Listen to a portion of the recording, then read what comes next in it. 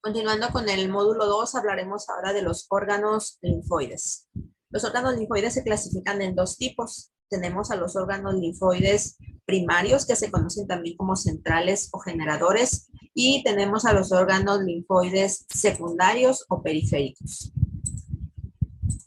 En clases pasadas les había comentado que el sistema inmunológico se encuentra descentralizado, lo que significa que las células del sistema inmunológico no se encuentran localizadas en un solo órgano, en un solo tejido, sino que se encuentran en diferentes zonas o en diferentes regiones del organismo. Bueno, pues en condiciones normales, las células del sistema inmunológico se encuentran circulando en la sangre, en la linfa, están distribuidas en casi todos los tejidos del cuerpo, y esto es muy importante para la generación de las respuestas inmunológicas.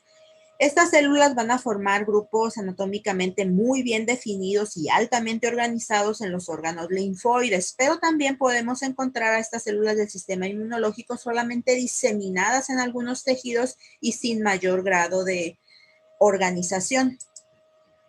Los órganos linfoides se clasifican en dos tipos de acuerdo a su función. Tenemos a los órganos linfoides primarios, centrales o generadores, que son los sitios donde se generan y alcanzan la madurez fenotípica y funcional todas las células del sistema inmunológico. Los órganos linfoides secundarios o periféricos son sitios donde se van a iniciar y se van a desarrollar las respuestas linfocíticas ante los antígenos extraños. Las respuestas inmunológicas de los linfocitos no se inician ni en la sangre ni en los tejidos infectados, sino que se llevan a cabo en los órganos linfoides secundarios. Ahí se les proporcionan a los linfocitos todas las condiciones necesarias para que se lleve a cabo el reconocimiento del antígeno y la fase de activación de la respuesta inmunológica adaptativa, es decir, las dos primeras fases. Ya una vez que los linfocitos estén activados, que ya se hayan diferenciado en células efectoras, entonces sí van a poder dirigirse a los sitios de infección, en el caso de los linfocitos T efectores.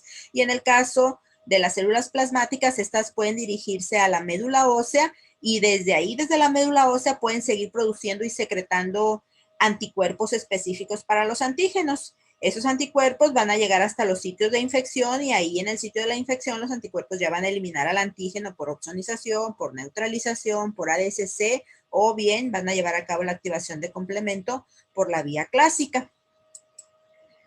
Bueno, aquí tenemos una imagen donde observamos nuevamente la clasificación de los órganos linfoides. Aquí están los primarios, aquí están los secundarios. Dentro de los primarios encontramos a la médula ósea y al timo. La médula ósea es el sitio donde se van a producir y o madurar prácticamente todas las células del sistema inmunológico. Aquí en la médula ósea es donde se lleva a cabo la etapa inicial del proceso de maduración de los linfocitos B.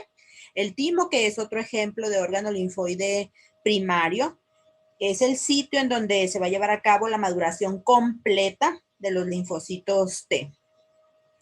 Como órganos linfoides secundarios tenemos a los ganglios, al vaso, al sistema inmunitario cutáneo y al tejido linfoide asociado a mucosas, que se abrevia como MALT. Estos son ejemplos de órganos linfoides donde los linfocitos maduros, porque ya se maduraron acá, pero vírgenes, son activados por el antígeno, ya que en estos sitios se concentran tanto los antígenos que entren por diferentes partes del organismo, como las células presentadoras de antígeno y los linfocitos vírgenes. Aquí es importante resaltar que la composición de los órganos linfoides secundarios no es fija. Eso quiere decir que no van a ser siempre los mismos linfocitos, por ejemplo, los que van a estar en el ganglio linfático, sino que unos entran, otros salen.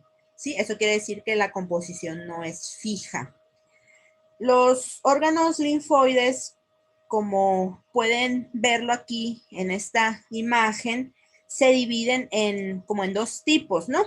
Aquellos como los ganglios y el vaso, que son órganos que están encapsulados, es decir, están delimitados o rodeados por una cápsula y que están altamente organizados. Y aquellos tejidos como el sistema inmunitario de piel o de mucosas, en donde los linfocitos no están encapsulados ni tampoco están tan bien organizados como en el caso de los ganglios y el vaso. Empezaremos con los órganos linfoides primarios, la médula ósea y el timo, enfocándonos en linfocitos. Bueno, pues el proceso de maduración de los linfocitos B en la médula ósea y de los linfocitos T en el timo sabemos ya que consiste en la adquisición del BCR o del TCR. Del timo, los linfocitos T salen con su receptor ya funcional, ¿no? Y la maduración de los linfocitos B en la médula ósea es casi completa. Solo que para que un linfocito B esté completamente maduro se requiere la coexpresión de dos clases de anticuerpos o BCRs en su superficie. De la médula ósea, el linfocito B va a salir con una clase de receptor y luego se va a dirigir al vaso y ahí va a llevar a cabo la coexpresión de los dos receptores que requiere para considerarse un linfocito B completamente maduro. Usamos médula ósea. Bueno, sabemos que la médula ósea es el sitio donde se lleva a cabo la hematopoiesis y la hematopoiesis al inicio de la gestación se lleva a cabo en el saco vitelino. Al tercer mes, más o menos, ese papel lo asumen el hígado y el vaso y en el séptimo mes de la gestación será la médula ósea la encargada de dicha función. Después del nacimiento y en la etapa adulta, la hematopoiesis ocurre principalmente en la pelvis, en las costillas, en el cráneo, en las vértebras, en el esternón. El hígado y el vaso en la etapa adulta pueden retomar esa función hematopoyética en caso, por ejemplo, de una demanda extraordinaria de células sanguíneas, como por ejemplo que la médula ósea esté alterada o que haya una hemorragia importante o alguna otra enfermedad. Aquí observamos estructuralmente cómo es la médula ósea. Es una red esponjosa que está situada entre trabéculas. Estas son las trabéculas. Está situada entre trabéculas largas. Estos huecos que existen en la médula ósea tienen precursores de las células sanguíneas, tienen células grasas y tienen fibroblastos. Además, distribuidos por toda la médula ósea, también vamos a encontrar pues aquellas células plasmáticas que dijimos que se generaban en los órganos linfoides secundarios, pero que se venían a vivir acá y desde aquí producían y secretaban anticuerpos. También linfocitos de memoria pueden venirse a vivir a la médula ósea, además de que aquí en la médula ósea residen una gran cantidad de macrófagos. Ya sabemos que en la médula ósea se lleva a cabo la generación de células sanguíneas y esa generación de células sanguíneas está mediada por ciertas proteínas que son citocinas conocidas como factores de crecimiento. Aquí en la médula ósea todas las células sanguíneas se generan a partir de una célula troncal hematopoyética que tiene la característica de la autorrenovación, porque cada vez que esta célula troncal se divide, una de las células hijas va a mantener las propiedades de célula troncal y la otra ya va a poder diferenciarse a lo largo de una línea particular. Las células troncales se caracterizan o pueden ser identificadas por la presencia de marcadores de superficie, como por ejemplo el CD34. Las células troncales son CD34 positivas y este es un marcador que puede utilizarse para identificarlas y para purificarlas. La proliferación y la maduración de todas estas células en la médula ósea les decía que está estimulada por las citocinas, que son conocidas muchas de ellas como factores estimuladores de colonias, porque al principio se detectaron por la capacidad que tenían para estimular el crecimiento y el desarrollo de varias colonias de leucocitos o de eritrocitos a partir de células medulares. Estos factores de crecimiento o estas citocinas son producidas por todas las células estromales y por los macrófagos que residen en la médula ósea. Esto va a proporcionar un microambiente local para que la hematopoiesis pueda llevarse a cabo. También los linfocitos T que han sido activados por el antígeno y los macrófagos activados son capaces de producir este tipo de factores de crecimiento, lo cual va a proporcionar un mecanismo para el reabastecimiento o el reemplazo de los leucocitos que pueden haber sido eliminados durante una reacción inflamatoria o inmunitaria. Hablemos ahora del timo. El timo es un órgano que se encuentra localizado en el mediastino anterior, es decir, en la mitad de la caja torácica. Es un órgano plano que tiene forma piramidal, es bilobulado, tiene una base y tiene un ápice. La base se encuentra descansando sobre el pericardio, mientras que los ápices se encuentran ligados a la glándula tiroides. Aquí podemos observar al órgano bilobulado y aquí un acercamiento de uno de los lóbulos. Cada lóbulo se encuentra rodeado por una cápsula de tejido fibroelástico, de la cual se van a desprender prolongaciones o septas que van a dividir al lóbulo en pequeños lobulillos. A su vez, cada lobulillo va a tener dos regiones. Va a tener una región externa que se conoce como corteza y una región media que se conoce como médula. Aquí tenemos un fragmento de tejido tímico teñido, en donde podemos observar nuevamente las dos regiones en este lobulillo. Tenemos a la corteza que se tiñe fuertemente con los colorantes debido a que la densidad de linfocitos T en esta región es mayor, y podemos ver que la médula se tiñe más tenuemente porque aquí la densidad linfoide es mucho menor. Cuando un linfocito T sale de la médula ósea inmaduro y entra al timo, se conoce como timocito. Además, aquí en la corteza, además de los timocitos, hay células epiteliales y hay algunos macrófagos. En la médula, además de los timocitos, va a haber también células epiteliales, va a haber macrófagos y va a haber células dendríticas. Aquí observamos un lobulillo de igual manera. Observamos en esta parte, que es la corteza, una densidad linfoide mucho mayor que aquí en la médula. Observamos otros tres tipos celulares que juegan papel muy importante en la maduración de los timocitos. Tenemos a estas células que están en rosa, que son las células epiteliales corticales. Estos que están aquí en amarillo son macrófagos. Tenemos células dendríticas y tenemos células epiteliales medulares. Todas estas células desempeñan un papel muy importante, como les digo, en la maduración de los timocitos, ya que producen, por ejemplo, factores de crecimiento, producen citocinas y producen quimiosinas que van a dirigir el tránsito de los timocitos desde la corteza hacia la médula. Por ejemplo, las células epiteliales corticales o de la corteza producen interleucina 7, que es necesaria en fases tempranas del desarrollo de los linfocitos T.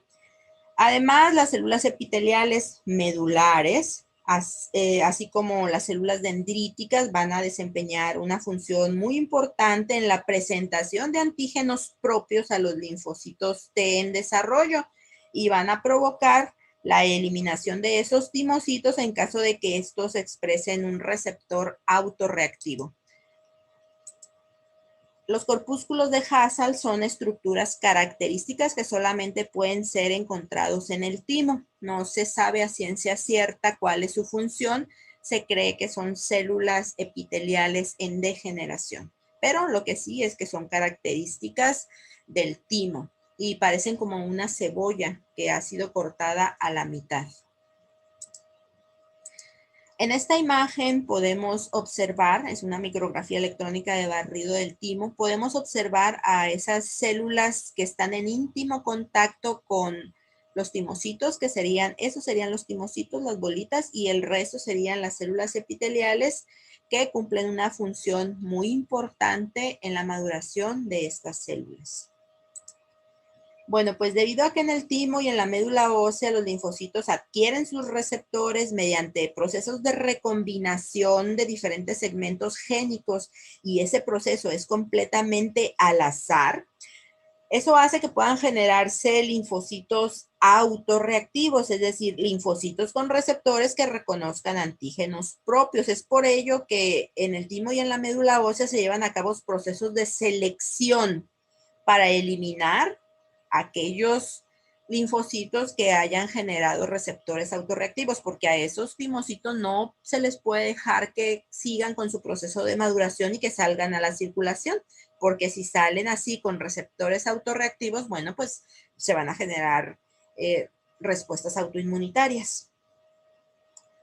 Entonces, vamos a hablar de los procesos de selección en timo, aunque lo mismo sucede en el caso de la médula ósea, ¿no?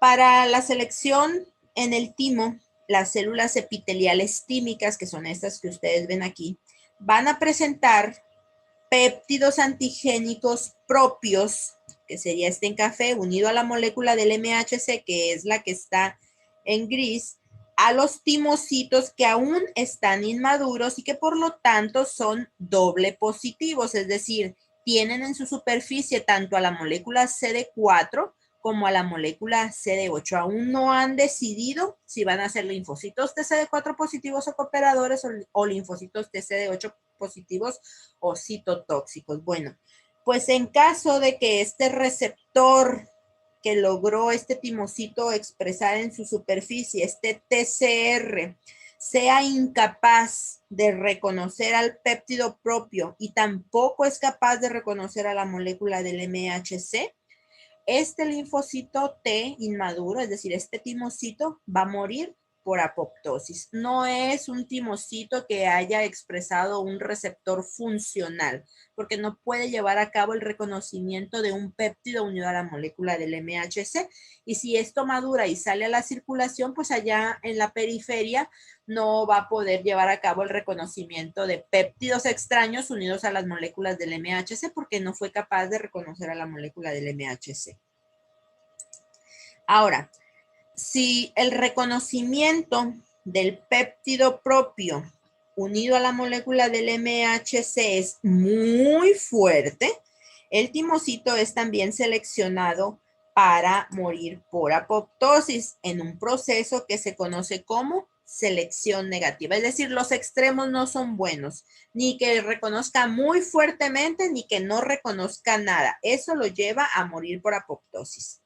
Ahora, si el reconocimiento del complejo molécula del MHC péptido propio es débil, entonces el timocito va a recibir una señal de sobrevivencia. Es decir, hay reconocimiento por parte del receptor del timocito, pero no es tan fuerte, esa señal es débil, o sea, no lo va a llevar a la activación, es solamente una señal para sobrevivir. Entonces el timocito sigue con su proceso de maduración y se convierte en un timocito simple positivo, es decir, o CD4 o CD8. Si decide ser CD4 o cooperador, bueno, pues entonces ya no va a expresar al CD8 y viceversa. A este proceso de rescate de la apoptosis y la conversión del timocito a simple positivo se le conoce como selección positiva. Como conclusión, podemos decir que en el timo, los linfocitos T van a finalizar su proceso de maduración y van a conformar su repertorio inmunológico mediante procesos de selección negativa y positiva. Esto es un proceso que es un proceso muy difícil, ya que más del 95% de los timocitos que están en el timo van a morir o van a ser inactivados porque no lograron expresar un receptor funcional o porque expresaron un receptor que es autorreactivo. Existen personas que tienen una enfermedad que se conoce como síndrome de DiGeorge, los cuales tienen mutaciones en los genes que son necesarios para un buen desarrollo tímico. El equivalente en los animales de experimentación se conocen como ratones nunú o ratones desnudos porque no tienen pelo. Estos individuos que tienen síndrome de DiGeorge son altamente susceptibles a los microorganismos de tipo intracelular porque al no tener un sitio donde se lleve a cabo la maduración de los linfocitos T, pues no tienen linfocitos T que los defiendan en contra de ese tipo de microorganismos. Sabemos que la inmunidad celular y los linfocitos T es el principal mecanismo de defensa con el que contamos en contra de microorganismos de tipo intracelular. Los ratones nunú, que son atímicos y que tampoco tienen linfocitos T maduros, se utilizan mucho para conocer el papel que desempeñan los linfocitos T en ciertas infecciones. Por ejemplo, si yo quiero saber si los linfocitos T son o no son importantes contra alguna bacteria, bueno, pues utilizo este tipo de animales para inyectarles la bacteria y veo cuál es el resultado. Si estos ratones se ven muy afectados al inyectarles esa bacteria, quiere decir que los linfocitos T juegan un papel muy importante en contra de esa bacteria. Y en el caso contrario, bueno, pues entonces los linfocitos T no tienen participación importante en la defensa contra esa bacteria. El timo es un órgano que involuciona tanto en tamaño como en función. Es decir, conforme nuestra edad aumenta, el timo va disminuyendo su tamaño y su función. Entonces, aquí la pregunta obligada es cómo se mantiene la competencia inmunológica durante la vejez. Y la respuesta es que esa competencia inmunológica en esta etapa de la vida se mantiene gracias al repertorio de linfocitos de memoria que hemos acumulado a lo largo de la vida. Hay alguna otra teoría que dice que cuando hay una necesidad importante de linfocitos T, se reactiva ese vestigio de timo que nos queda para poder llevar a cabo la maduración de linfocitos. Y otra hipótesis es que puede haber sitios de maduración diferentes al timo que puedan colaborar en este tipo de requerimientos. Después de que los linfocitos B y linfocitos T maduran en la médula ósea y en el timo respectivamente, lo que sigue es que estas células migren a los órganos linfoides secundarios que se encuentran encapsulados y altamente organizados, como por ejemplo los ganglios linfáticos o el vaso, o bien que formen acúmulos que se encuentran asociados a las mucosas. Este tejido linfoide asociado a las mucosas se denomina MALT. Específicamente hablamos de GAL cuando el tejido linfoide se encuentra asociado a la mucosa intestinal y BALT cuando ese tejido linfoide se encuentra asociado a la mucosa bronquial. Hablamos de SALT cuando es tejido linfoide asociado a piel. Bueno, pues estos órganos linfoides secundarios, sean encapsulados o no, son muy importantes para que el sistema inmunológico resuelva varios retos importantes que se le presentan. ¿Cuáles son esos retos? Bueno, el sistema inmunológico debe de ser capaz de responder a cantidades pequeñas de una gran cantidad de antígenos que pueden entrar a nuestro cuerpo por cualquier parte.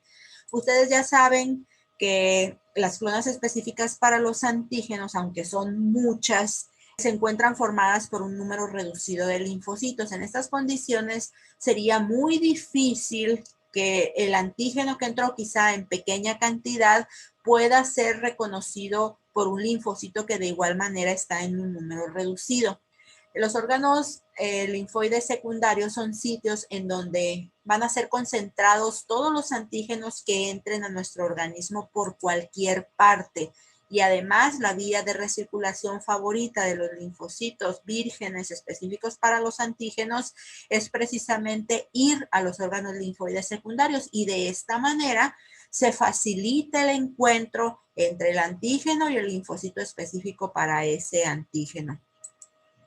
En los órganos linfoides secundarios, gracias a esa concentración del antígeno y a que es la vía de recirculación predilecta por los linfocitos vírgenes y que además a esos sitios también van las células presentadoras de antígeno, bueno, pues se optimizan o se dan todas las condiciones que son necesarias para que se lleven a cabo las dos primeras fases de la respuesta inmunológica, que son la fase de reconocimiento antigénico y la fase de activación de los linfocitos. Los órganos linfoides secundarios, como vimos atrás, pues son los ganglios linfáticos, el vaso, que ambos son órganos encapsulados y muy bien organizados, pero también son órganos linfoides secundarios donde se inician y se desarrollan respuestas inmunológicas adaptativas, los acúmulos de linfocitos asociados a la piel o los acúmulos de linfocitos que se encuentran asociados a las mucosas. Estos órganos linfoides secundarios poseen dos características importantes. Una es que solamente contienen linfocitos maduros y la otra es la compartimentalización. Eso quiere decir que aunque estos órganos tienen tanto a linfocitos T como a linfocitos B, estos se van a encontrar divididos en áreas diferentes. Es como decir que viven en la misma casa, pero habitan diferentes cuartos. El sistema linfático es un sistema que es análogo al sistema circulatorio, solamente que en lugar de vasos sanguíneos, pues hay vasos linfáticos.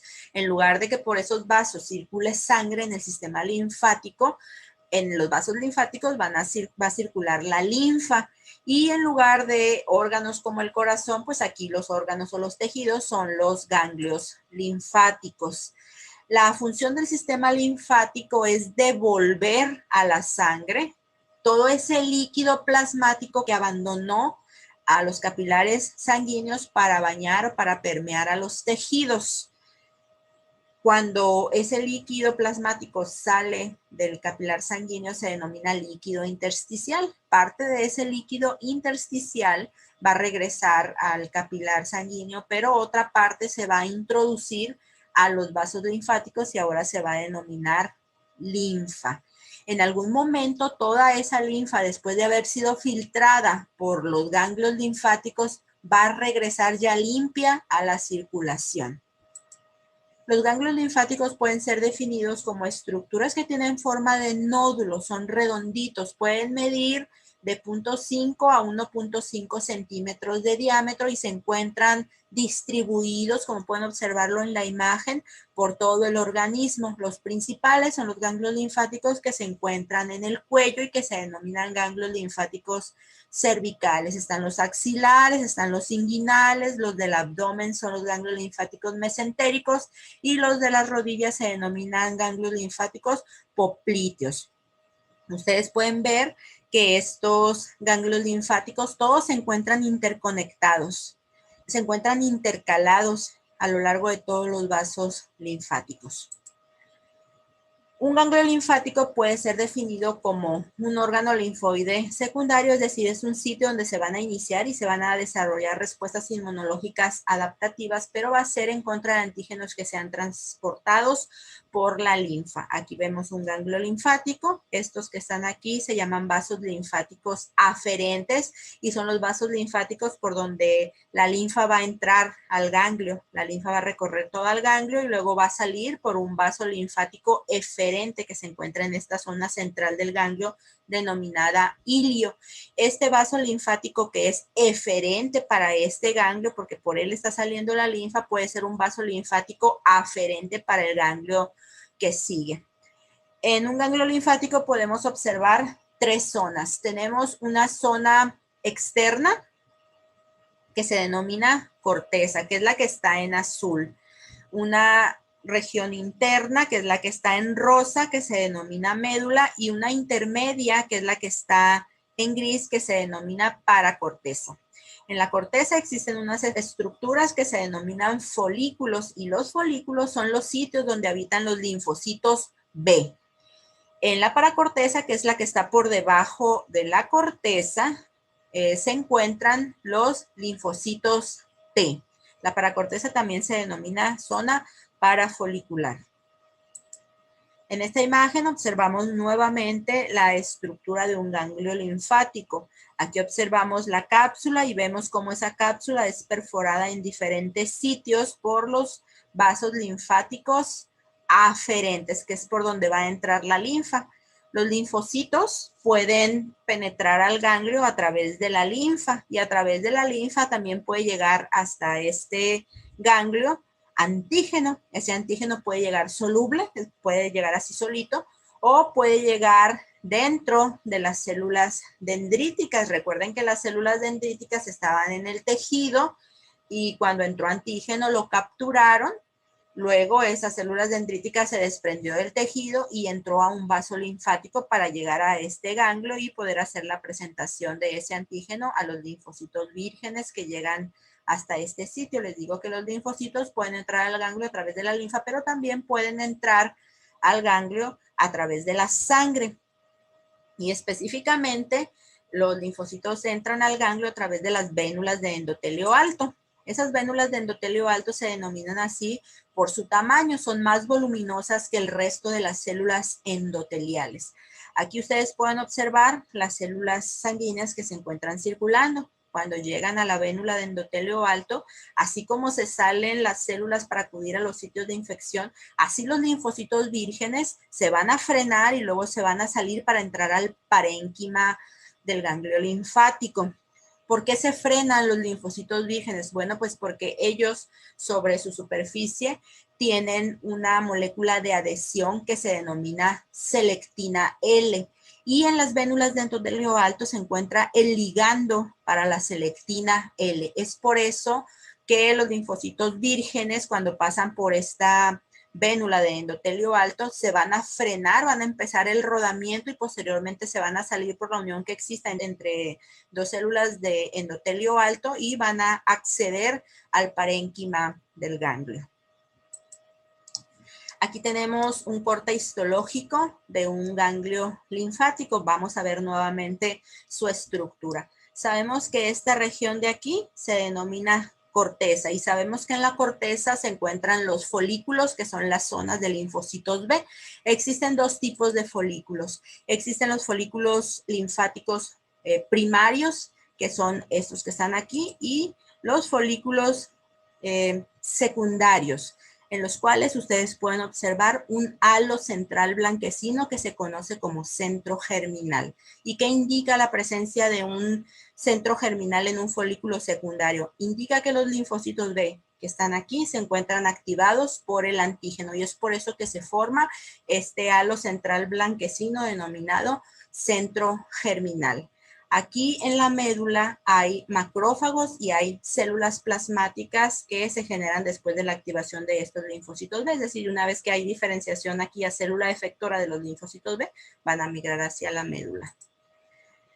En la paracorteza, que sería la región intermedia entre la corteza y la médula, se encuentran los linfocitos T. Las células dendríticas foliculares, que son las encargadas de presentarle antígeno a los linfocitos B, pues se encuentran en los folículos y de ahí su nombre de célula dendrítica folicular. Mientras que en la paracorteza, que es el sitio, en donde se encuentran los linfocitos T, a este sitio, cuando entran las células dendríticas al ganglio, las interdigitantes se van a dirigir hacia la paracorteza porque ellas necesitan presentarle el antígeno a los linfocitos T. ¿A qué se debe la compartimentalización en los órganos linfoides secundarios? Es decir, ¿a qué se debe que los linfocitos B se encuentren en los folículos en la corteza y que ahí se encuentren las células dendríticas foliculares? ¿Y cómo es que los linfocitos T se encuentran localizados en la paracorteza? ¿Y por qué las células dendríticas interdigitantes, cuando entran al ganglio, saben que deben dirigirse a la zona de los linfocitos T, es decir, a la paracorteza? Bueno, todo esto se lleva a cabo gracias a la existencia de quimiosinas y de receptores para quimiosinas. Los linfocitos B, que son los que se encuentran aquí en los folículos, tienen un receptor que se conoce como CXCR5. Este receptor es específico para las quimiosinas CXCL13. Entonces, en esta región del ganglio, que son los folículos, se genera esta quimiosina y es por eso que cuando un linfocito B entra al ganglio, por ese receptor se va a mover hacia los folículos. Cuando un linfocito T sea el que entre al ganglio, él tiene un receptor diferente al CXCR5 y ese receptor se llama CCR7. El CCR7 es específico para dos quimiosinas que son la CCL19 y la CCL21. Esas quimiosinas se producen en la paracorteza. Por eso cuando un linfocito T o una célula dendrítica interdigitante entra al ganglio linfático, como ambas células tienen el CCR7, se van a dirigir hacia la región en donde se produce la CCL19 y la CCL21, que es a la paracorteza. Esta separación de las células asegura que cada población de linfocitos va a estar en contacto con la célula presentadora de antígeno adecuada. Ahora, una vez que se lleva a cabo la activación de los linfocitos T y de los linfocitos B, esos límites o esa segregación o separación anatómica se va a perder y entonces los linfocitos T y B van a acercarse entre sí porque van a cooperar antes de abandonar el ganglio linfático. Los linfocitos T, cuando ya son efectores, es decir, que ya hay células plasmáticas y que ya hay linfocitos T efectores, se van a salir del ganglio. Los linfocitos de memoria también van a abandonar el ganglio. Y en el caso de los linfocitos T efectores, se van a dirigir a los sitios de infección. Los linfocitos de memoria se dirigen o a la médula ósea o se pueden dirigir a los sitios de entrada de los antígenos y las células plasmáticas de manera preferente se dirigen a la médula ósea y desde allá van a estar produciendo y secretando a los anticuerpos. Vamos con el segundo órgano linfoide secundario encapsulado y altamente organizado, que es el vaso. El vaso es un órgano que es ovoide, es de un color rojo vino, su superficie es lisa y se encuentra localizado en el cuadrante superior izquierdo justo por atrás del estómago. Este órgano está rodeado también, como les dije, por una cápsula y de esta cápsula se desprenden pequeñas trabéculas o septas que van a dividir parcialmente el parénquima esplénico. En la región del ilio, que también es esta porción central, el vaso es perforado por una arteria esplénica única que cuando entra y perfora al vaso se va a dividir en arteriolas cada vez más pequeñas. Las más pequeñas o las de menor calibre se denominan arteriolas centrales. La función del vaso, al igual que la función de los ganglios linfáticos, es que se inicien respuestas inmunológicas adaptativas. En el caso de los ganglios, se inician respuestas inmunológicas de los linfocitos contra antígenos que son transportados por la linfa. En el caso del vaso, este es el sitio donde va a tener lugar la respuesta inmunológica adaptativa contra los antígenos que son transportados pero por la sangre. Esa es la diferencia entre ambos tipos de órganos linfoides secundarios. En el vaso se pueden observar dos zonas. Hay una zona en donde van a encontrarse los linfocitos que se denomina pulpa blanca y hay otra región que se denomina pulpa roja en donde va a haber células no linfoides como por ejemplo macrófagos, células dendríticas, células plasmáticas y glóbulos rojos. Aquí la separación en la pulpa blanca de linfocitos T y de linfocitos B se lleva a cabo de manera muy similar a lo que se observa en el ganglio linfático. Las zonas de los linfocitos T en la pulpa blanca del vaso se denomina vaina linfoide periarteriolar. Estas son las arteriolas que les dije que son los vasos de menor calibre de esa arteria esplénica que penetró el vaso. Y si ustedes observan, esas arteriolas centrales se encuentran rodeadas por linfocitos. Esas zonas son las zonas de los linfocitos T y se denomina, como les digo, vaina linfática o linfoide periarteriolar. Cercanas a esas vainas se encuentran las regiones de linfocitos B, que se denominan folículos. Esas son las zonas de los linfocitos B y de igual manera va a haber folículos primarios y va a haber folículos secundarios. Nuevamente tenemos la arteriola central, la cual está rodeada por linfocitos T en una zona que se denomina vaina, porque parece una vaina, linfocítica o linfoide porque son linfocitos y periarteriolar porque se encuentran alrededor de la arteriola y aquí se encuentra el folículo. Nuevamente una fotografía. Esta es la arteriola central. Aquí está rodeada de linfocitos T y aquí está el folículo. El vaso, además de ser un órgano que filtra o limpia la sangre de los antígenos, también es un órgano en donde se van a destruir células senescentes. Por ejemplo, los glóbulos rojos viejitos van al vaso para que en la pulpa blanca los macrófagos que se encuentran ahí los remuevan o los fagociten. También el vaso es un sitio en donde se lleva a cabo la fagocitosis de microorganismos que se encuentran opsonizados. Cuando a un individuo le realizan una esplenectomía, que es la extirpación del vaso, la gravedad de ello va a depender de la edad. Si es un niño, pues ese niño va a ser susceptible a bacterias encapsuladas como los neumococos, por ejemplo. Va a ser más susceptible que cualquier otro niño que sí tenga su vaso. Pero si la esplenectomía se realiza cuando el individuo es adulto, ya no hay ningún problema. Bueno, dijimos que además del vaso y de los ganglios hay otros tejidos linfoides que se encuentran no encapsulados y que se encuentran menos organizados y que esos sitios son sitios por donde entran una gran cantidad de antígenos, por ejemplo, la mucosa respiratoria, la mucosa digestiva. Entonces, son sitios muy, muy importantes que deben estar generando respuestas inmunológicas de linfocitos en contra de todos esos antígenos que penetren por el organismo.